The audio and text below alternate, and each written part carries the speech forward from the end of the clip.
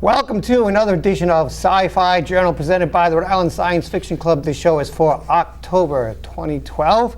My name is Marc Morisseau, and also hosting the show today are Calvin Watts III, Jay Kingston, and James Hinsey. Yay, the gang's all here. So we're up to how many years now? We're up to what, 18 years. Oh my God. I know. And Jay gets grayer every show. He gets grayer, I get balder. Bite me. Later, sweetie. Okay. As always, we begin with the wonderful world of movie news and something we like to call popcorn previews. Take it away, Jay.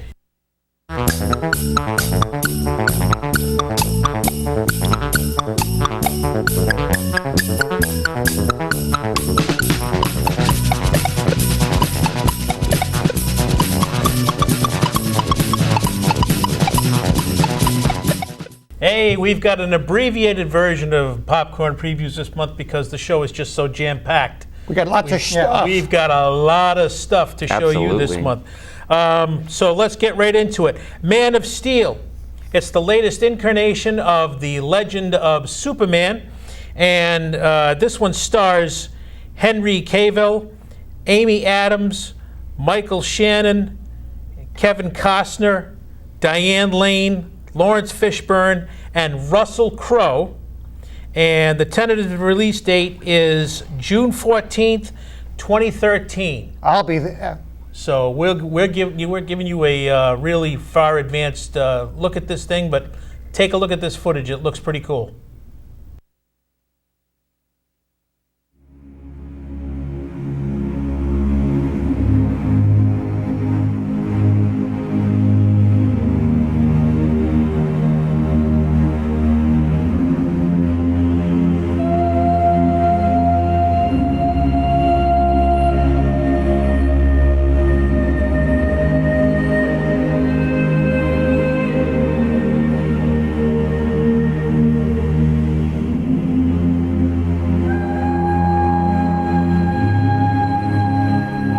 Give the people an ideal to strive towards.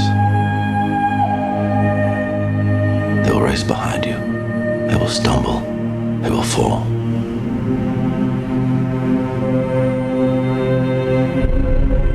But in time, they will join you in the sun. In time, you will help them accomplish wonders.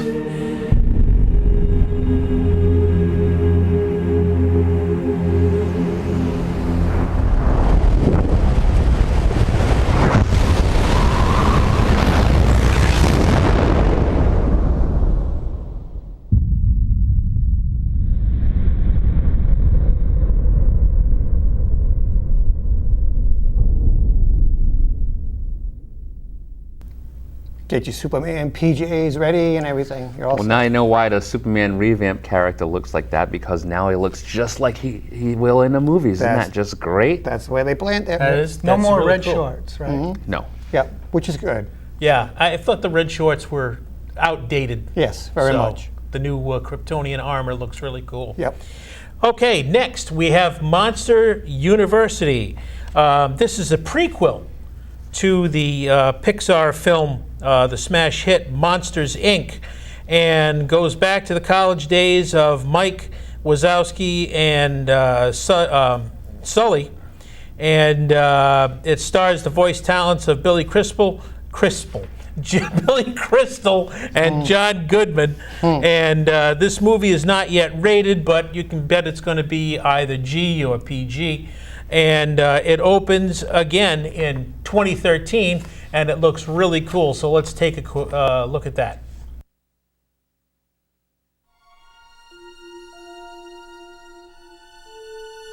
Since the very first bedtime, All around the world, children have known there are monsters hiding in their closets. But what they don't know is those monsters weren't always so scary. My pony made the dean's list. They had to go to college first.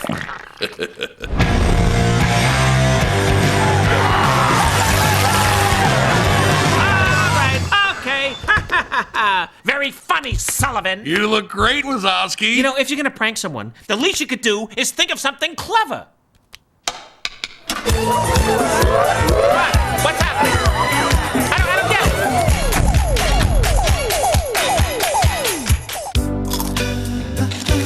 it. I love college. So what do you think?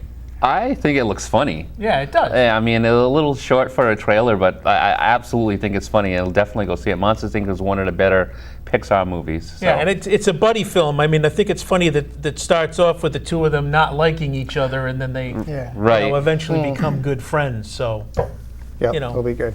Yeah, so that's what I've got for popcorn previews for this month. Back to Well, we're next. whoever next. Well, actually, what we can do is, if you want, why don't you intro the Mercy Roulette segment? Okay, now we got another added treat for you. We've got a really special treat. Mercy Roulette and Onaria are in the studio, and let's go. Ladies and gentlemen, we have a special treat for you today. Mercy Roulette and Onaria. Mercy, take it away. This is Winter Shadow.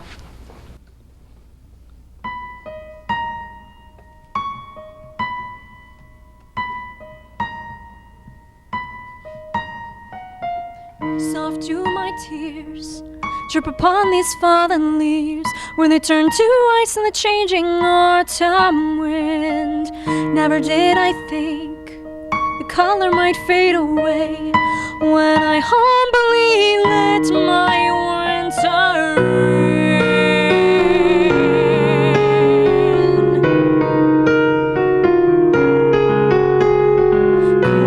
Cold and dark and trapped within this woodland dream, turning nightmares into silent snow.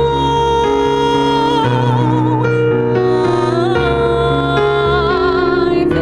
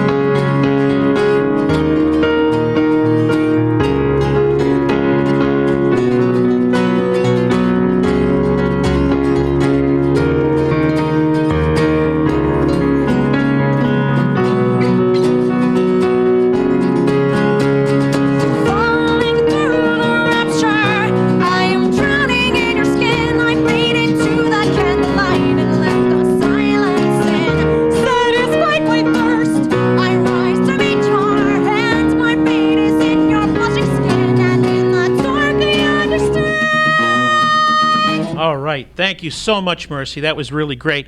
Why don't you introduce the regular members, or the rest of the band, I should say.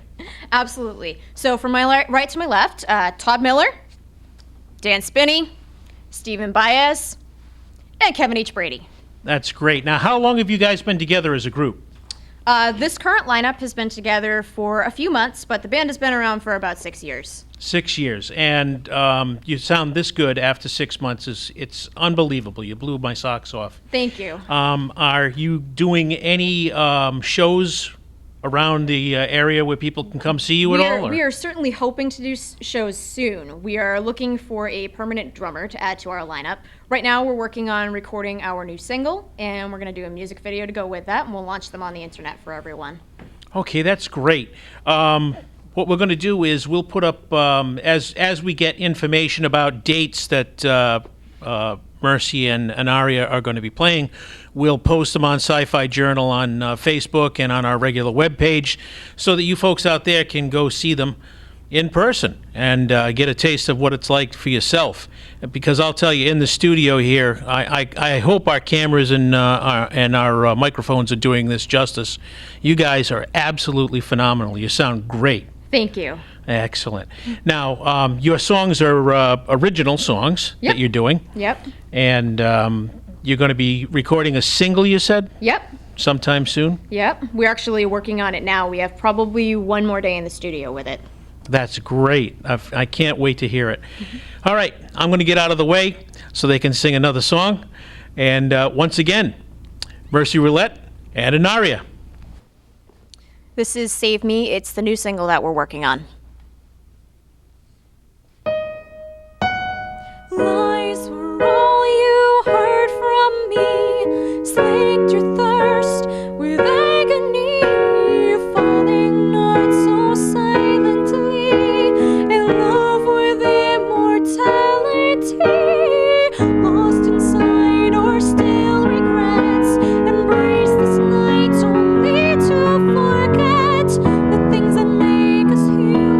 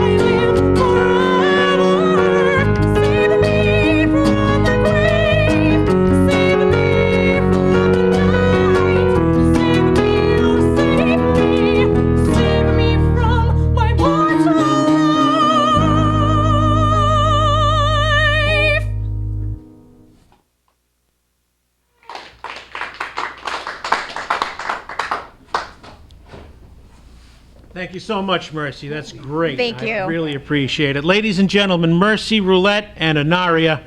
And hopefully we'll be able to get you back in the studio again sometime soon. That would be awesome. Oh, great. Thanks again, guys. You've all been great. This has been absolutely a blast. Okay, back to our regular show. And now for everyone's favorite segment. Oh, I love this segment.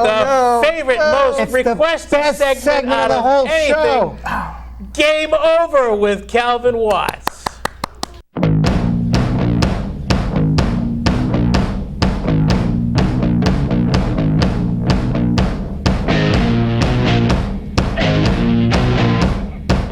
That's it, man. Game over, man. It's game over. I have a hypothetical question. Yes. What if I decided to quit the show? Then I'm the best. Then there'd be a lot of disappointed game geeks out there sucking their thumbs and sitting in a corner rocking back and forth. You do have fans. You do have fans. I really don't think so, but who knows? Abbreviated version of Game Over, but the content I do have is substantial. Really quick for upcoming DVD releases, and we'll give actual dates next month. Dark Knight Rises is set for December. Amazing Spider-Man is set for November. And even though you will be seeing this in October, so these are already out, for us, the 25th is actually a really cool day for comic fans because the Avengers will be out on Blu-ray and DVD, and that's also when The Dark Knight Returns, which is the next DC animated feature, will be out. Oh, that's Part 1, so it looks like they split it up into 2 parts. They've had a couple of preview shots on the net, and it looks pretty cool. So looking forward to that. The really big news in video game land this week is that Nintendo has finally decided how much the Wii is going to, or the Wii U, I'm sorry, Yes. is going to cost everyone. Wii U. It sounds like a British ambulance. And Wii U, I'm looking at this, and I'm shaking my head because I don't really understand why they're doing what they're doing. And I'll explain the particulars, and then you can look at me and say, I don't understand why they're doing what they're doing. Okay. So the basic Wii U console is going to cost $300. It's going to launch on November 18th, just around Thanksgiving, which is the perfect time if you're going to get the other Holly people in. It's a $300 price tag. And the basic set will come with 8 gigs of memory. And that's pretty much it. You get the Wii Pad controller, and it's compatible with all the previous Wii stuff. That's your basic set. For $50 more, you can get a really sleek black version. And the $50 more will get you 32 gigs instead of 8. It'll get you a docking set for the Wii Pad. Also, it'll get you the Nintendo Land mini game, which they're really pushing. So for $50 more, obviously the best way to go if you're going to pick up the system is to get that, because the extra features and the extra memory will make it worth it. I just don't understand. If they're going to offer all that for just $50 more, why don't you just come out with like one version? Right. I don't understand why they're doing what they're doing. I don't understand why they're doing what they're doing either. Maybe it's if those are going to replace the old Wii with the new Wii, they only need that part really of it to go with the rest of the things they have already. There's a lot of stuff that I don't really understand why they're doing what they're doing. All of the launch titles are going to only use one version of that Wii iPad, for lack of a better term. I don't know what the official name is. Right. But they will not be selling them separately in stores because all of the games will only be able to use one of those pads. So if something happens, you're going to have to deal, if it breaks or whatever, you'll have to deal with customer service to try and get a replacement or whatnot. So it is backwards compatible with all existing Wii stuff. So I really don't see how I don't think the launch is going to be successful. I really don't. I haven't seen any of the regular video game analysts look at this and say, wow, this is going to be like a big time killer. You know, mostly everyone's speaking about the upcoming Halo release or the Call of Duty Black Ops and more of the standard stuff, and looking to see what Sony and Xbox are going to do for the next console version. Yeah, so you think it's going to be a dud? I don't think it's going to be a dud, but I don't think it's going to be a home run. I think Nintendo's really going to struggle with this until they find their niche, but we shall see. Oh, I get it. We shall see. We shall see. And one other thing, and this is more of a personal dear thing, and as my wife could tell you, I am really hooked on the pinball arcade. I've had so much fun going back and playing some of like the really classic actual pinball titles and trying to do the Wizard goals. And they just did a Kickstarter for the Star Trek Next Generation pinball machine, which is regarded on all of like the pinball websites as one of the best, if not the best, pinball machine ever made for the scoring and whatnot. So they were successful with that, so that'll actually be coming to the pinball arcade. And they've announced that Cassandra Peterson, otherwise known as Elvira, Right.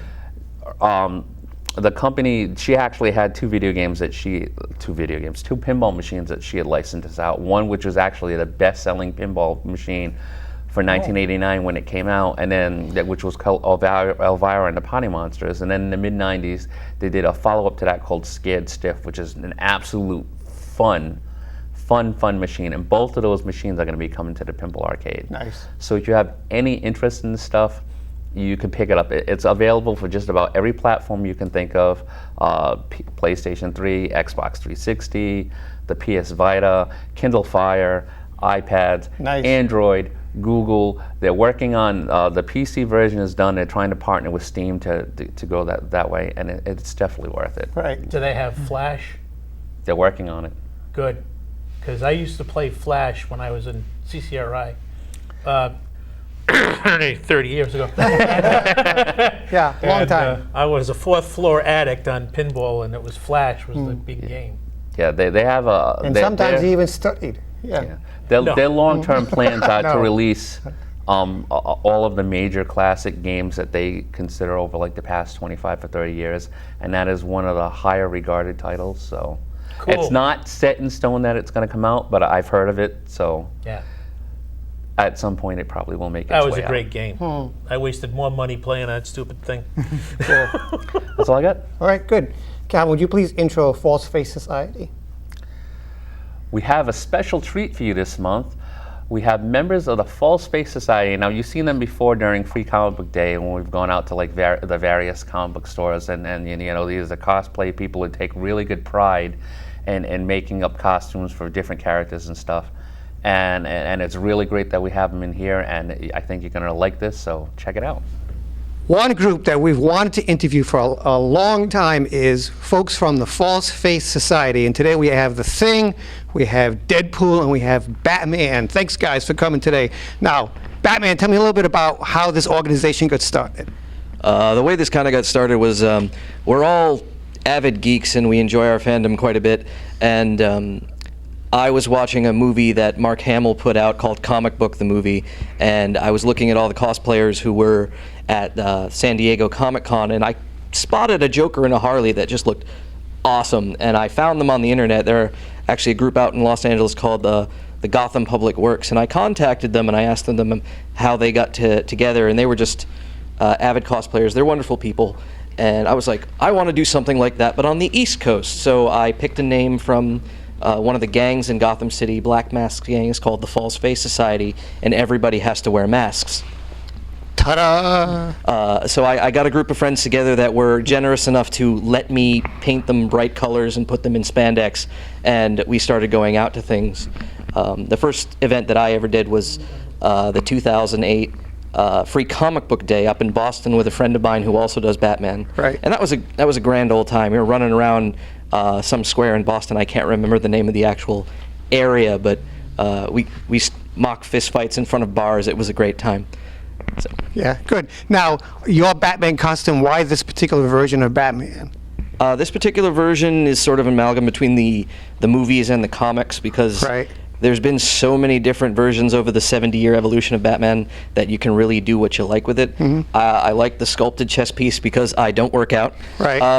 But it looks like you do. Okay. Right. I enjoy the armored bits because you always kind of feel like you're in military garb and you're ready to go out and kick some tush. And I do want to make some modifications to it because the ears are a bit too long for my liking, and I'd kind of like to get some new boots for this. But it's basically what you can get and you can modify so that you think it looks cool. Right. And I've always really enjoyed the comic book version and the film versions. Yep. So why not put them together? How long did it take you to put your costume together? This is an evolution over 6 years. Right. Okay. So. Now, Deadpool. Yes, you need to speak, even though character hardly does or anything. I'd be more than happy to speak. Okay, how long did it take you to put your costume together? And why? First of all, why Deadpool? What is it that you like about that character? When you're a paid assassin, you can't really have your face shown. So this bodysuit allows me to do the things that I need to do and still, gone unrecognized for the most part. Sounds good. Now, do you wear it outside of... Oh, I wear this all the time. All the time? This is Right. pretty much my life 24/7. I sleep in this, I wake up. I actually work in it too. Do you really? Yeah. Okay, that's cool. Now, any other characters for you besides Deadpool? Is that the only one that you like? I've done Chris Redfield before, and I'm hoping to move on to the Green Arrow sometime next year. Oh, that sounds good. All right. So because of the new series that's coming out? Yes, and I was a big Smallville fan too. Yep. Actually, sometime next year, I'm going to be doing a hybrid Deadpool Superman outfit. So I'm looking forward to that. I like it. All right, let's move on to The Thing. What is it about The Thing that you like? He's made of rock. He's made of rock? Yeah, basically. How long did it take you to do all the body paint? I personally didn't do it. Batman did. Oh, nice. Good job. All right. This is like the second time I've done it, and takes a long time. Okay.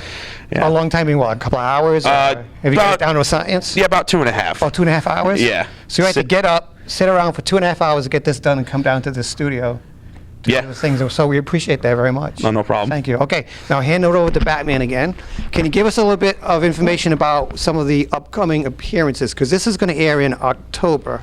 Upcoming appearances, we always like to stop into Super Mega Fest, I believe in Framingham in Massachusetts at the Sheridan. Okay. It's always a good time. It's a relatively small convention, but there's a lot of excellent cosplayers there, and it's really a fun time. We're also going to be making an appearance at Rhode Island Comic Con, November 3rd and 4th. Yep, we will be there as well. Because many of my members are also involved in the Rocky Horror community, and there's going to be a number of performances there that weekend. So we'll all be together in that one place. And the best part is most of us live in Providence, so it's like a 7-minute walk for all of us. So no excuse to that. It's nice for Rhode Islanders to finally get our own convention. Yes. Yes, I know.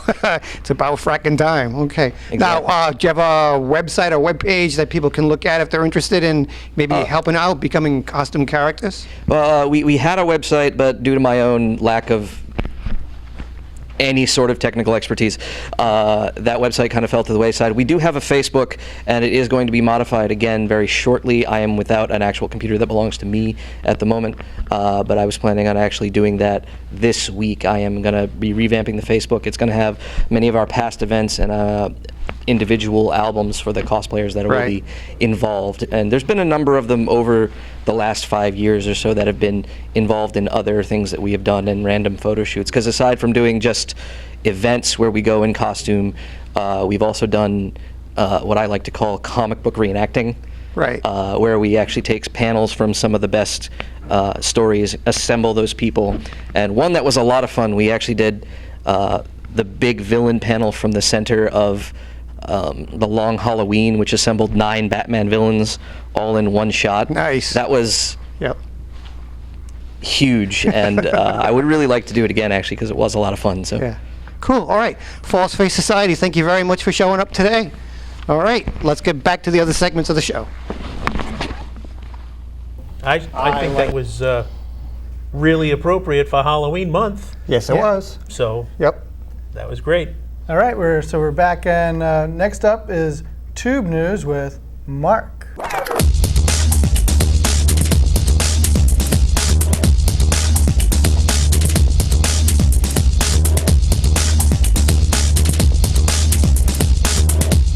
We're back. Oh my God. Okay, it's October. You know what that means for TV land? That means stuff's already gotten canceled. No, it means, well, that's true. Anything that Marc likes is gone.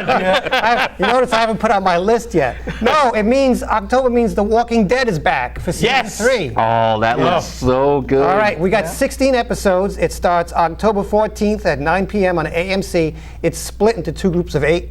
So we'll get 8 episodes, and then the last 8 will be in February of 2013. And Comic Book Men Season 2 is coming back as well. That's going to start October 14th, right after The Walking Dead. So that Kevin Smith series, Comic Shop, that was a lot of fun. Cool. The Walking Dead people will be at New York Comic Con also. There's going to be some people at New York Comic Con. Cool. Yeah, very nice. Okay, so Walking Dead fans, which you have to look forward to. FX has set the fall premiere for the 2nd season of American Horror Story. This one's called American Horror Story Asylum.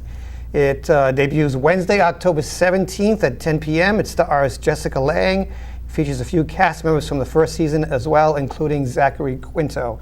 So I guess what they're doing for this this series, American Horror Story, the first one was in a haunted home, but every season they're going to be putting it in a completely different setting, with leftovers cast members, like Jessica Lange was in the first series.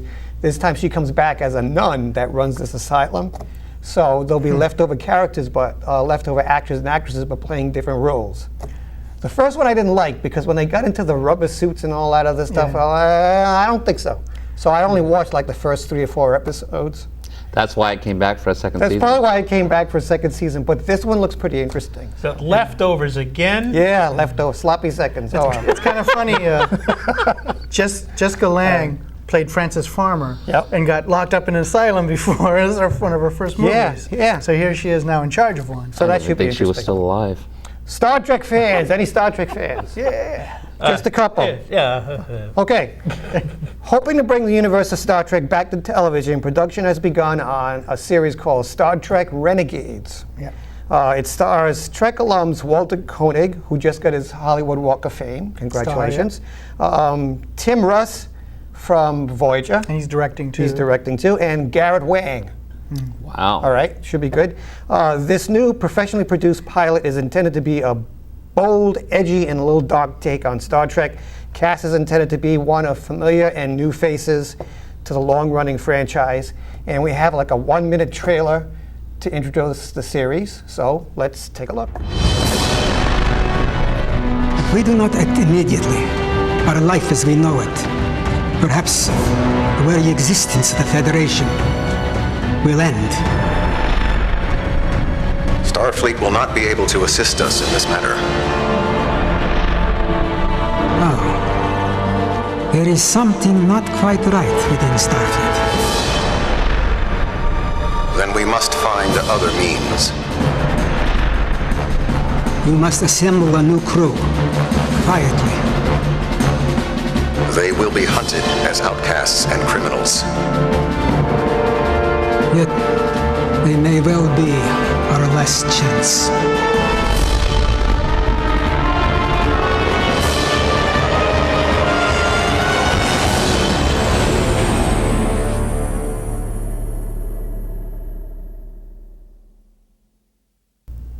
And finally, in TV news, The Vampire Diaries. If you like The Vampire Diaries on the CW, Season 4 premieres on Thursday, October 11th at 8 p.m.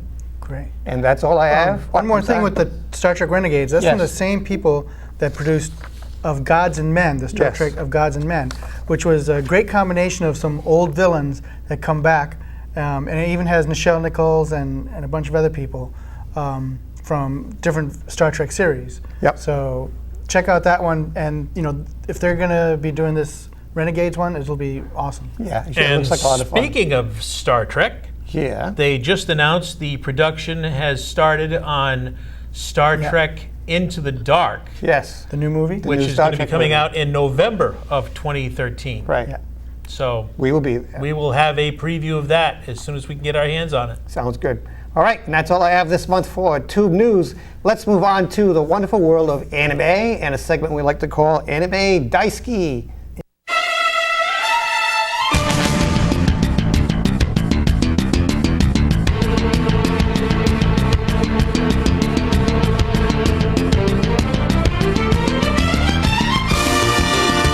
Yeah, Go that's me. James. Yay. Right. Well, let me just bring up my notes here. I decided to you have to get use a little those high tech with my fancy phone. phones. Oh my God. Yep. Your notes aren't already up? Yeah, I was How don't want to high tech interrupt is it? anything with It's this. called paper. We All right, kill as so- many trees as possible. Good. So I have been watching anime on Cartoon Network during Adult Swim, which they now call on Saturday night Toonami. They brought back the Toonami name for Adult Swim for their anime segments. And you know, there's some great shows on there. They've had Cowboy Bebop, Ghost in the Shell, Bleach. But this year, this summer, they just started again in September, Samurai 7. I've not seen Samurai 7 before. It's basically a retelling of the Seven Samurai that Akira Kurosawa made as a film way back when. And it's a great homage because they've actually got character names for the samurais, the same as the ones in the movie. And some of the shots too, like as the villagers are looking for these samurais to hire to protect their village, the shots back and forth of the samurai and Ronin walking in the village, in the city, is shot for shot, the same as the original film. Now, is this animated? Yes, it's animated. Okay. And the music score too is really just like the original film too. It's all very culturally similar, with the different instruments and stuff. So the styling is very much the same. But some of the samurai or the bandits that they're fighting are actually that were samurai that had fought in a war, and they put themselves into machine bodies. So they're like giant machines that keep attacking the village and stealing their rice. So it's sort of like a mix of high-tech futuristic type of thing with the whole story of the village under. You mean like Japanese steampunk? Almost? Exactly. Okay. Yes, I would call it that. It was like very steampunkish like. And then the other show that I'm watching, and it's sort of a rerun, Eureka 7, which is spelled like Eureka, but it's pronounced Eureka, which is more of a Japanese pronunciation. And it's a boy meets girl story. It's one of my favorite boy meets girl stories. It's all about this young boy named Renton Thurston. He meets this girl named Eureka who pilots a what they call a Nervash Type 0 mecha thing. And in it, instead of just flying like aircraft, they fly on what's like airboards, or like a long skateboard, but Silver it flies Surfer through the type air. thing? Not quite. A little more Gundam-ish, like mecha-like. Okay. Right, and they fly on these things called trapar particles, which are transparency particles that somehow exist in the air. And when they get a gush of those in some location, they hit the air with their boards and do things like cut back turns and flips. And Surfs up, dude. That's right. Exactly. Like Silver Surfer. And Renton winds up joining this group called the Gecko State, where they're kind of like rebels that fly around in their own aircraft. And he's also in his past, he's got a bunch of stuff happening from his past that also he has to deal with, and it's all related, but it's an awesome storyline. And so that's playing too on Toonami. I've also been watching Cashern Sins, which is a great Cashern story, and that's going to be ending soon. So we'll like to see what they're going to have next on Toonami. The next, so that's anime on Cartoon Network. In other news, the IQA, the International Quidditch Association, is going to have their Northeast Regional Tournament in Newport, Rhode Island in November. Wow, Rhode Island is famous again. Yes, they're going to be playing at Fort Adams State Park, which is a fort. So they're going to be playing Quidditch in a fort. It's a fort. It's a fort. Yeah, and they're going to maybe 30 to 40 teams or something like that. It's going to be great. I'm going to volunteer and help out, and I'll be there and dressed as Snape, of course, and we have teams from all over. URI is sort of one of the hosting teams. And so that's great. They really are getting involved, and I think Brown too. And also, I have a schedule coming up for their games this fall with the Southern New England Quidditch Conference. We should have a Rhode Island Science Fiction Club Quidditch team. And actually, I was thinking we could go announce some of the games. Painful. They do look for like people to, who can be funny and stuff to announce their games. And Marc I'm sure we could do that role. Yeah. Yeah, especially snarky comments are welcome for that. No idea what I would be doing over there. All right, and then Arisia's coming up in January. The registration price just went up this month, but if you still can get in on it, and if you volunteer or work present at panels, so many hours, like 12 hours, you can earn a membership for the following year. And then you can just keep carrying that over. You keep volunteering. I mean, I haven't had to pay for Arisia in 5 years. So, my registration I keep paying it forward, so, with volunteering and stuff. And then after that, MistyCon in May in New Hampshire, I'm going. I just paid my registration. It too just went up in price until February. But we've got a huge lineup of events and things happening, a lot of fun stuff for a Harry Potter convention for MistyCon. We'll have some Quidditch, but we'll have a bunch of other panels and all kinds of things and events. And so, that's it for me. So I'm going to, we're going to do cover to cover. Yep, comic book segment. And with Everett Soares joining us. And here we go.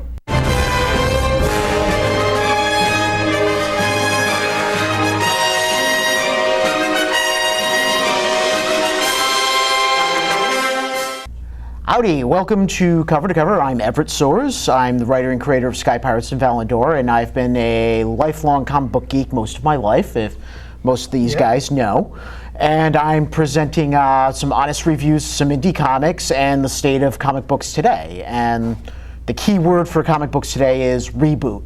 If you can kill off anybody you want and hit the reboot button, nothing happened unless your book is making a lot of money, which is the state of any Green Lantern franchise in DC Comics now. Because Jeff basically went to them and said, you know what? I made Brightest Day, Darkest Night. Is that Jeff Loeb? Or? Yep. Yeah. No, that's Jeff Jones. Jeff Jones. Jeff Jones basically went, you guys can reboot and do whatever you want. You can even make a Green Lantern gay. I don't care. Don't touch my stuff. Don't touch my toys. Don't touch my power rings. I've got everything laid out. You can't do anything to it. Which completely makes all the continuity with DC Comics just land right into the crapper. Because now you've got Superman's a bachelor. Let's see. Starfire is a bit of a loose. Gosh, I can't say loose. Yeah. Let's just say loose because we're trying to keep this PG-13 on the air here.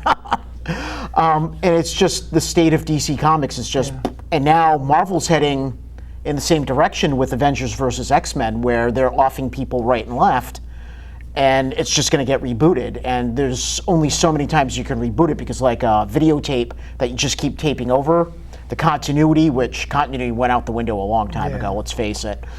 And it's just going to start breaking apart, and it's not going to make any more sense anymore. So they're going to have to bring new blood in eventually. No one knows when.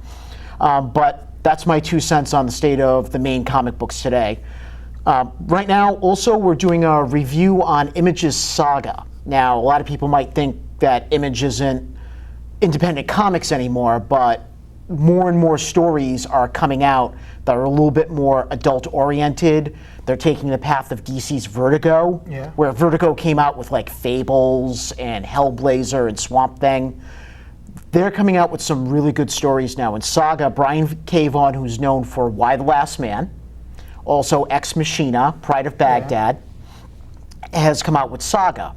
And most of the sci-fi fans from like the late 60s, early 70s remember Roger Zelazny's weird sci-fi and magical, Nine Princes of Amber. Oh, yeah. Saga basically goes along that line.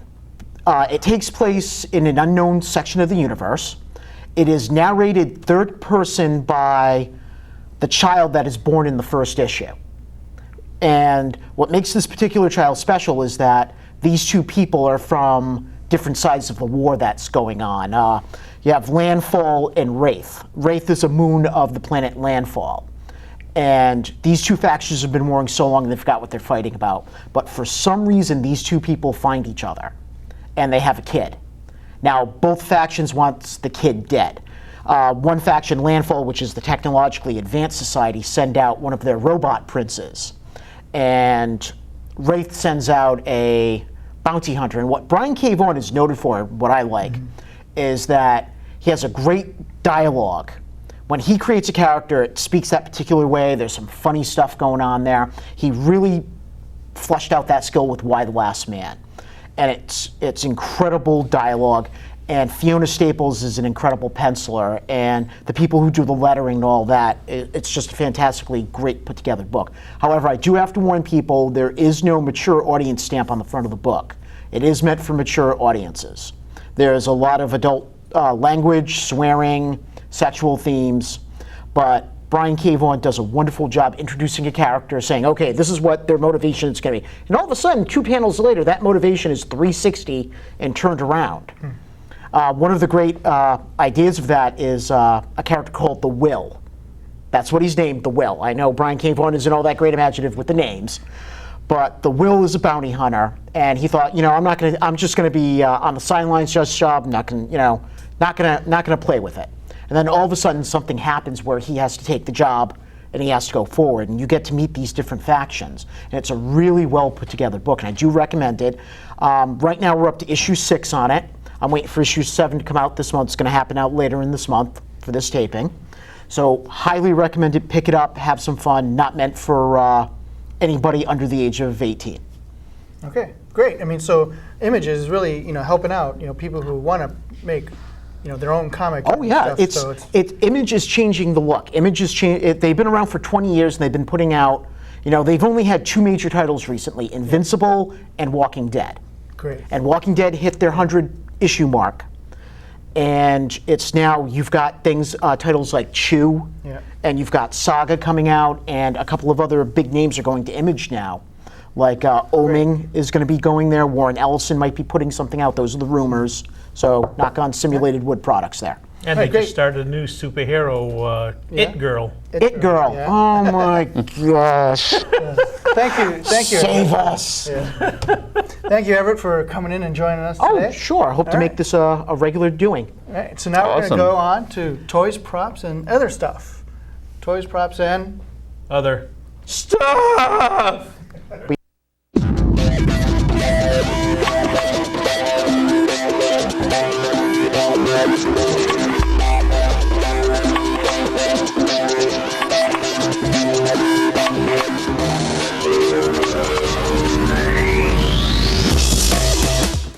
In honor of Star Trek The Next Generation's 25th anniversary, this is NCC 1701D, the Enterprise. I love this thing. This is has no lights on it, but it makes sounds, and this was put out by Playmates, I think. Yes. And it's one of my collection. So we have there Conan, the complete guide to Conan. It's got a lot of illustrations and stuff about Conan the Barbarian, written and created by Robert E. Howard. Next to that is an actual vinyl album of Harry and the Potters live at New York Public Library. What's vinyl? Oh, here we go. All right. Come on. Shut up. It's something I used to listen to a long RPM, time ago, wise guy. Plastic discs that you put on a phonograph record player. What's a phonograph? Shut up. Right. And in front of that is Jay's phaser. Yep, his Go little ahead, Jay. steampunk gun. Go ahead. That is pretty cool.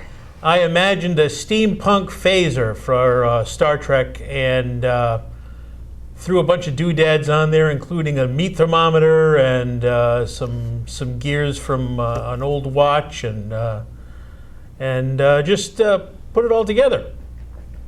So that's made from a Nerf type gun. Nerf. And my imagination. Yes. On one side, you have the Jaws 25th anniversary, or actually it's not even 25 yet, but it's the anniversary Blu-ray released, totally redone, remastered from the original 35mm elements.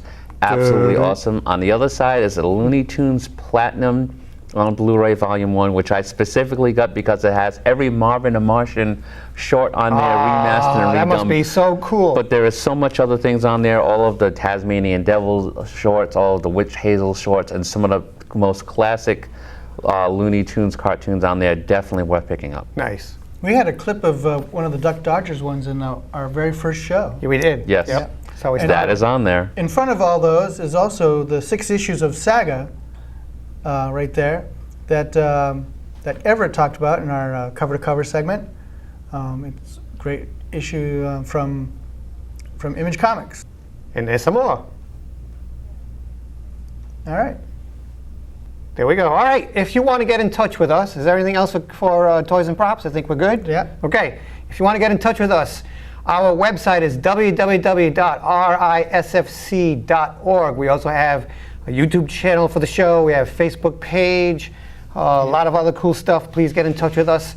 That's going to be it for this October 2012 edition of Sci-Fi Journal. Thank you very much for watching, and we will see you next month. Happy Halloween. Happy Halloween. Yeah, we're going to Comic-Con. We're not on Comic-Con next month. November 3rd and 4th. November Make 3rd sure and you 4th. go. We will be there. And the Quidditch Regional Tournament, yay! Yay! Yay. Don't get a broomstick between your legs. Oh.